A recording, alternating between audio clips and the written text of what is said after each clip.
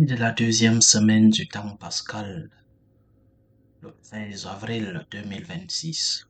Première lecture. Lecture du livre des Actes des Apôtres, chapitre 4, versets 23 à 31. En ces jours-là, lorsque Pierre et Jean eurent été relâchés, ils se rendirent auprès des leurs et leur rapportèrent tout ce que les grands prêtres et les anciens leur avaient dit. Après avoir écouté, tous d'un même cœur, élevèrent leur voix vers Dieu en disant, Maître, toi, tu as fait le ciel et la terre, et la mer et tout ce qu'il renferme. Par l'Esprit Saint, tu as mis dans la bouche de notre Père David, ton serviteur, les paroles que voici. Pourquoi ce tumulte des nations, ce vent murmure des peuples? Les rois de la terre se sont dressés, les chefs se sont ligués entre eux contre le Seigneur et contre son Christ. Et c'est vrai, dans cette ville, Hérode et Ponce Pilate, avec les nations et le peuple d'Israël, se sont ligués contre Jésus, ton saint, ton serviteur, le Christ à qui tu as donné l'onction. Ils ont fait tout ce que tu avais décidé d'avance, dans ta puissance et selon ton dessein. Et maintenant, Seigneur, sois attentif à leurs menaces. Donne à ceux qui te servent de dire ta parole avec une totale assurance. Étends donc ta main pour que se produisent guérison, signes et prodiges par le nom de Jésus ton saint, ton serviteur. Quand ils eurent fini de prier, le lieu où ils étaient réunis se mit à trembler. Ils furent tous remplis du Saint-Esprit et ils disaient la parole de Dieu avec assurance. Parole du Seigneur. Somme. Heureux qui trouvent en Dieu son refuge. Pourquoi ce tumulte des nations, ce vent murmure des peuples? Les rois de la terre se dressent, les grands se liguent entre eux contre le Seigneur et son Messie. Faisons sauter nos chaînes, rejetons ses entraves. Heureux qui trouve en Dieu son refuge. Celui qui règne dans les cieux s'en amuse. Le Seigneur les tourne en dérision, puis il leur parle avec fureur, et sa colère les épouvante. Moi j'ai sacré mon roi sur Sion, ma sainte montagne. Heureux qui trouve en Dieu son refuge. Il m'a dit, tu es mon fils, moi aujourd'hui je t'ai engendré. Demande, et je te donne en héritage les nations, pour domaine la terre tout entière. Tu les détruiras de ton sceptre de fer, et tu les briseras comme un vase de potier. Heureux qui trouve en Dieu son refuge. Évangile de Jésus-Christ selon saint Jean. Jean chapitre 3, du 1er au 8e verset. Il y avait un homme, un pharisien, nommé Nicodème. C'était un notable parmi les Juifs. Il vint trouver Jésus pendant la nuit. Il lui dit, Rabbi, nous le savons, c'est de la part de Dieu que tu es venu, comme un maître qui enseigne. Car personne ne peut accomplir les signes que toi tu accomplis si Dieu n'est pas avec lui. Jésus lui répondit, Amen, Amen, je te le dis. À moins de naître d'en haut, on ne peut voir le royaume de Dieu. Nicodème lui répliqua, Comment un homme peut-il naître quand il est vieux? Peut-il entrer une deuxième fois dans le sein de sa mère et renaître? Jésus répondit, Amen, Amen, je te le dis. Personne, à moins de naître de l'eau et de l'esprit, ne peut entrer dans le royaume de Dieu. Ce qui est né de la chair est chair, ce qui est né de l'esprit est esprit. Ne sois pas étonné si je te dis, il faut naître d'en haut. Le vent souffle où il veut, tu entends sa voix, mais tu ne sais ni d'où il vient, ni où il va. Il en est ainsi pour qui est né du souffle et de l'esprit. Acclamons la parole de Dieu.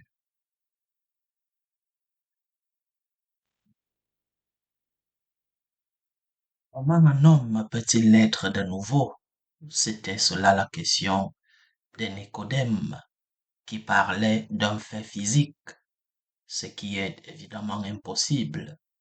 Et le Seigneur lui répond en utilisant la figure spirituelle, en se référant à deux sacrements. Le premier, c'est le sacrement du baptême. Nous naissons de nouveau. Nous avons été régénérés avec l'eau du baptême. Nous naissons de nouveau. Nous naissons comme des fils de Dieu. Tous nos péchés, dans le cas des bébés, le péché originel. Dans le cas des adultes, que ce soit le péché originel que les péchés commis, tous nos péchés sont pardonnés. Nous naissons de nouveau. Nous sommes nés de nouveau.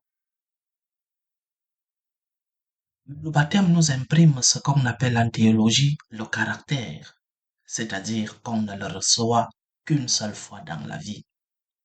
Maintenant, peut-on naître de nouveau lorsqu'on est déjà baptisé? Je parlais de deux sacrements. Il y a un autre sacrement merveilleux, le sacrement de la confession, le sacrement de la pénitence. Avec ce sacrement aussi, nous naissons de nouveau. Et je crois que tous les catholiques, nous avons tous l'expérience. Et cette expérience répétée est vraie de se naître de nouveau. Nous nous sentons propres, nous pardonnés. Nous récupérons de nouveau l'innocence perdue à cause du péché.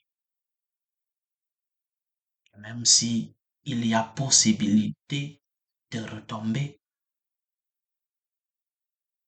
le désir de ne pas tomber, le désir de collaborer avec la grâce de Dieu, le désir de mettre notre force au service de la grâce et collaborer avec elle pour ne pas retomber, ce désir nous console, ce désir nous donne la paix, ce désir nous donne la force. C'est pourquoi la confession est si importante de se confesser. Parce que c'est une nouvelle naissance qui est à notre portée de main. Mais pour cela, il nous faut de l'humilité. Humilité pour admettre que ce que nous avons fait est mal fait. L'orgueil nous amène parfois à nier l'existence du péché. Parce que ce que nous voulons, dans le fond, c'est ne pas reconnaître que nous sommes des pécheurs. L'humilité nous amène à accepter que ce que j'ai fait est mal fait. Que le monde me dise autre chose. Que la mode me dise autre chose. Que l'idéologie me dise autre chose. Mais que ma conscience puisse me dire que ce que j'ai fait, je l'ai mal fait. L'humilité nous amène aussi à demander pardon et accepter que Dieu est plus fort que le péché que nous avons commis. Avec la grâce de Dieu, peuvent être évités dans le futur. Mais une relation avec l'Esprit Saint. Parce que Jésus, dans la réponse qu'il donne à Nicodème, lui dit que celui qui naît de l'Esprit est esprit. Et il ajoute que tout naît de l'Esprit. Le Seigneur ressuscité, dans ses apparitions qu'il a eues, soit aux apôtres, soit devant les disciples, par exemple les femmes, Marie-Madeleine, lorsque le Seigneur ressuscité les salue, il leur dit, recevez l'Esprit Saint. Et il ajoute, dans le cas des apôtres,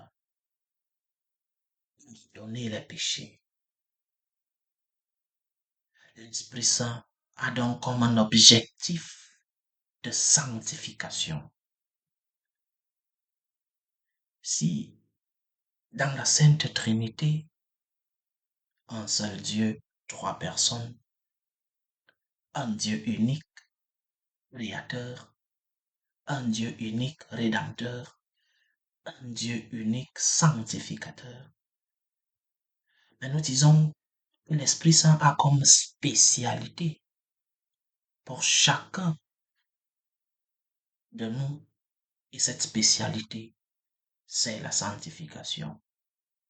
Si la spécialité de Dieu le Père, c'est la création, si la spécialité de Dieu le Fils, c'est la rédemption, la spécialité de Dieu Esprit Saint, c'est la sanctification.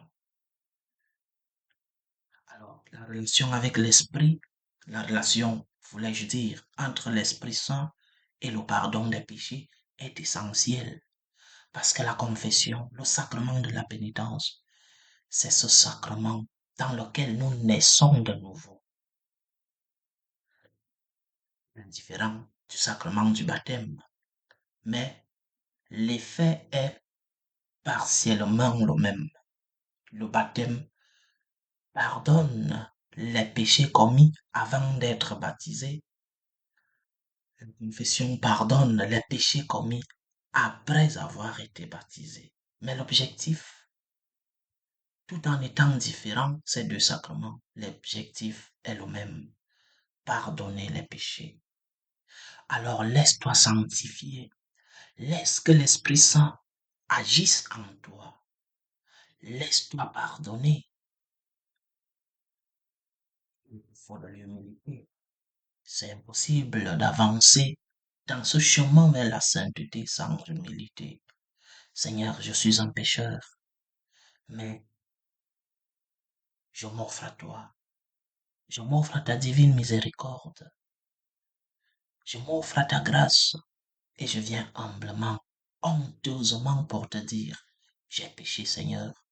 Seigneur, pardonne-moi et aide-moi. Donne-nous l'Esprit Saint.